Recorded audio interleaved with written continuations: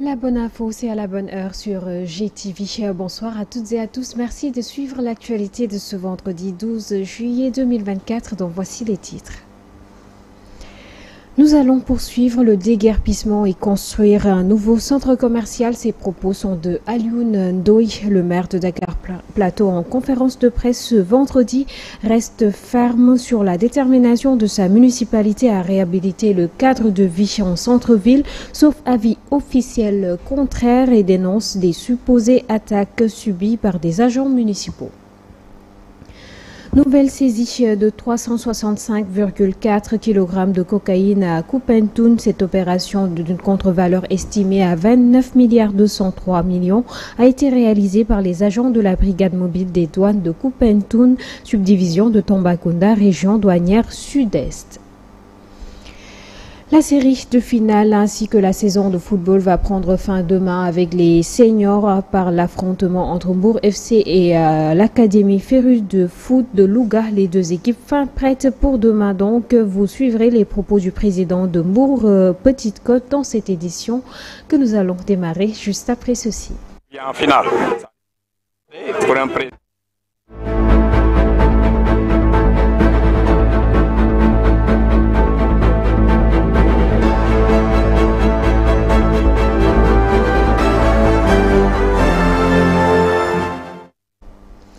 Un immense plaisir de vous retrouver, fidèles téléspectateurs de GTV. Cette édition que nous démarrons avec cette tension toujours palpable entre les marchands ambulants du marché Sandaga et les agents municipaux.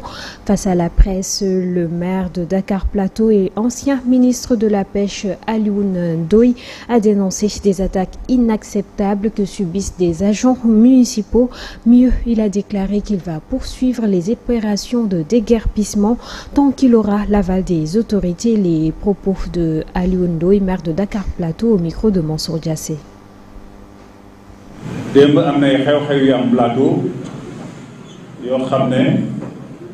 Ce que j'ai vu hier à Plateau m'a vraiment choqué et doit choquer tout le monde. Et d'ailleurs, je le déplore et c'est inadmissible. Des marchands ambulants qui s'organisent et qui attaquent des agents de la mairie, c'est anormal. Je ne les considère même pas des tabliers. Mais en aucun cas, ils ne peuvent pas m'intimider. Je suis ma logique tant que j'ai le soutien des autorités étatiques. Maintenant, nous sommes à la deuxième phase qui est le suivi. Ce que les gens doivent comprendre est que nous avons toujours prôné le dialogue, mais aussi le respect. Donc, pour ceux qui m'accusent en disant que je fais de la politique, ils se trompent lourdement car je sais comment faire la politique. Je demande aux gens juste de revenir à la raison. La seule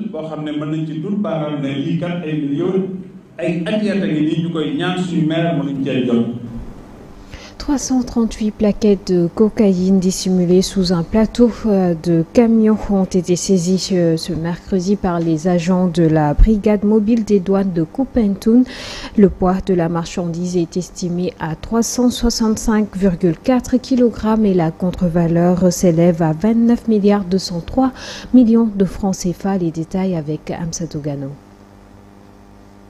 Une saisie de 338 plaquettes de cocaïne d'un poids total de 365,4 kg a été réalisée mercredi par les agents de la brigade mobile des douanes de Koupentoun dans la région de Tambacounda.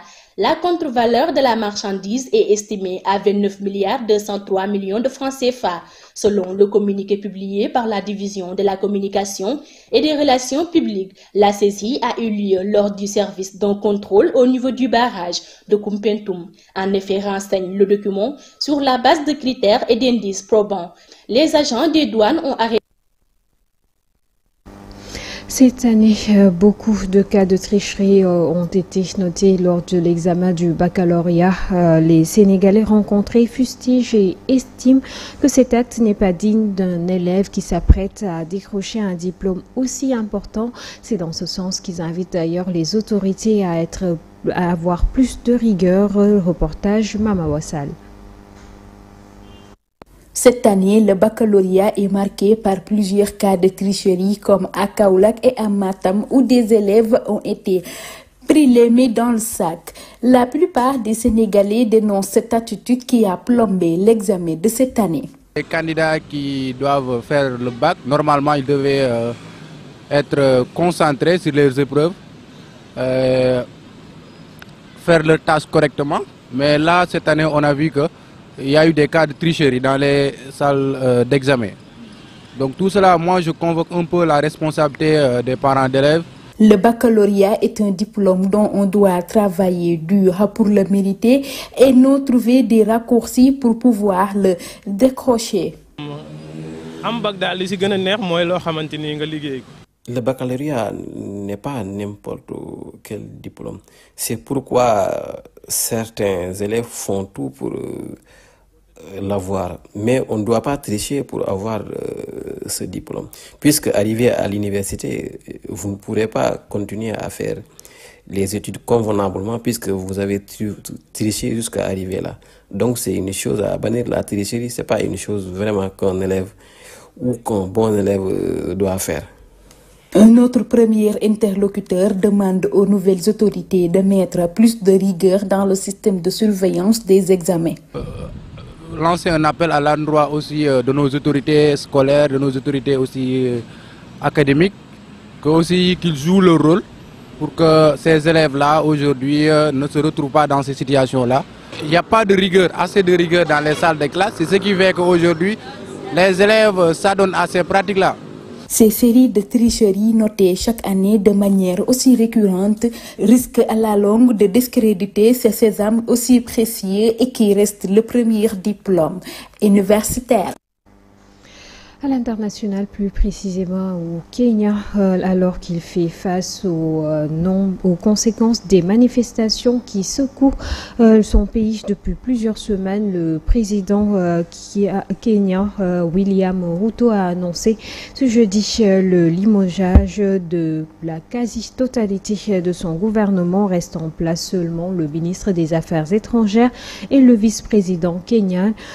Dans son adresse diffusée en direct à la télévision, le président William Ruto a dit avoir écouté le peuple du Kenya. Suivons les détails avec Aïssatou Ba. Après plusieurs prises de parole, le président William Ruto augmente sa réponse d'un cran. Face aux manifestations au départ pour protester contre un projet d'augmenter les taxes, mais qui se sont rapidement transformées pour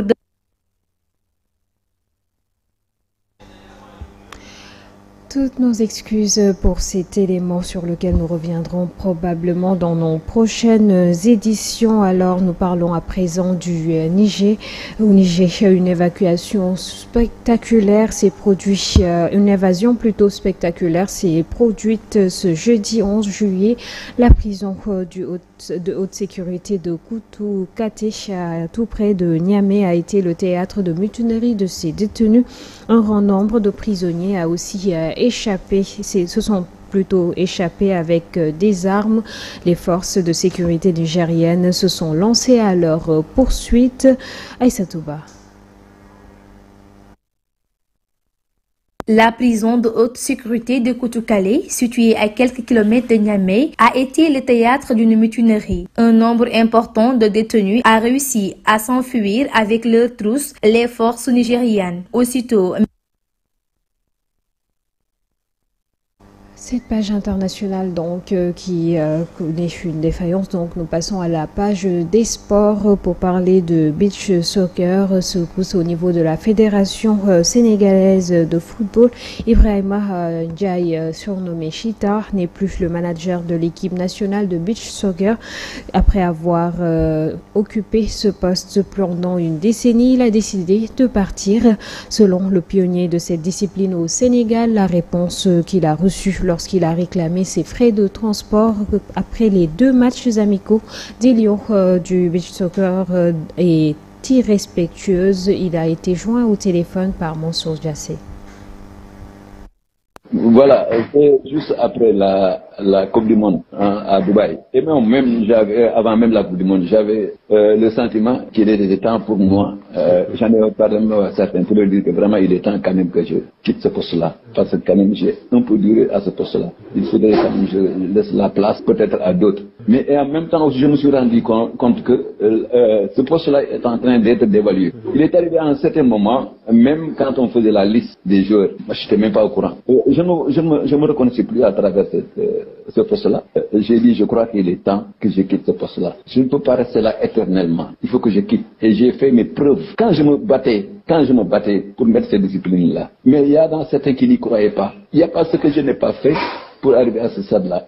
Vous croyez que même si je dis que j'ai démissionné de ce poste-là, vous pensez que moi quand je viens après les demandes, voilà, et que j'ai moi-même démarché, on me dit tout simplement, on remet aux autres le transport, on me dit, toi, on ne te remet pas ton transport, il n'y a pas ton nom. Mais moi, même ma présence, ça suffit largement. Et je dépasse de loin le but de choc. J'ai été le capitaine de l'équipe nationale du Sénégal, mine de rien. Mais nous voyons les matchs là, à la télévision. L'Euro, on voit des anciens internationaux, bien habillés et qui sont là installés à la loge officielle. Vous croyez qu'ils ont payé leur billet? Ou bien la fédération qui les invite? Mais moi, je suis l'initiateur de cette discipline qui pèse aux uns et aux autres. Je suis l'initiateur et j'ai sacrifié ma vie.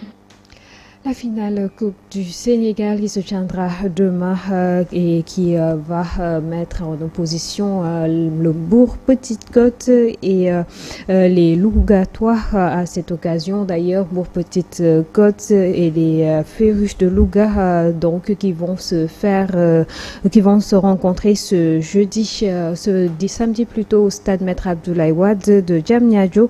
Une forte mobilisation des Mourois a été constatée lors de leur dernier galop d'entraînement. Selon le président du club Mbaye Diouf Dia, l'équipe va jouer sa 4e finale de Coupe du Sénégal en 10 ans et est prête pour la victoire. Suivons ses propos au micro de Astousso et d'Ousmane Bitey. Un sentiment de fierté, parce que quand même une équipe de Mbour quand même, qui a fait 4 fois la finale. En 2010, nous avons gagné contre l'US Gorée. En 2011, nous avons perdu contre Casa Sport. En 2017, nous avons gagné contre, pour une fois, 2 équipes d'une même ville, le stade de Mbour, nous avons gagné 1-0. Et en 2024, on revient en finale. Ça veut dire que c'est une fierté pour un président d'avoir quand même, sur ces 10 dernières années, d'avoir joué 4 finales. C'était pas facile.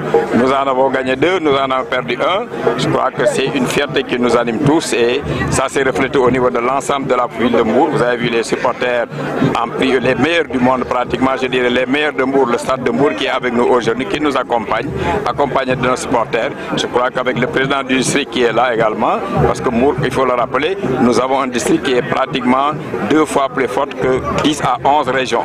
Donc ça veut dire que nous avons bien travaillé au niveau local et le département mérite d'aller en finale. Et nous y reviendrons probablement. Pourquoi on s'est battu pour être en finale aujourd'hui? C'est une fierté de tout le département, mais surtout de toute la région de Thiès, parce que la Coupe du Sénégal, pour une fois, va opposer 2 équipes amateurs qui vont se confronter au stade Abdoulaye Wade. Et c'est un honneur d'abord du football amateur et c'est un honneur également à l'ensemble de tous les footballeurs. Une grande finale donc attendue demain au stade Maître Abdoulaye Wade de Diamniadio. Ce sera à partir de 17h et comme je vous l'avais dit, elle opposera Bourg Petite Côte aux Férus de foot de Louga. Les Sénégalais donc sont attendus pour clôturer cette saison de football.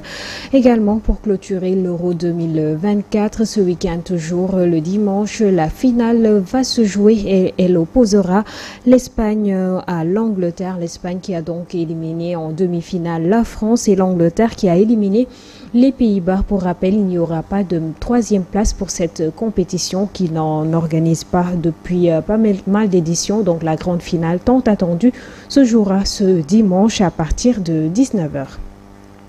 C'est ce qui met un terme à cette édition du vendredi que j'ai eu un immense plaisir à vous présenter. Le programme se poursuit. Je vous retrouverai dès lundi dans la bonne heure. D'ici là, portez-vous bien en compagnie des programmes de GTV. Bonsoir et Juma Mubarak.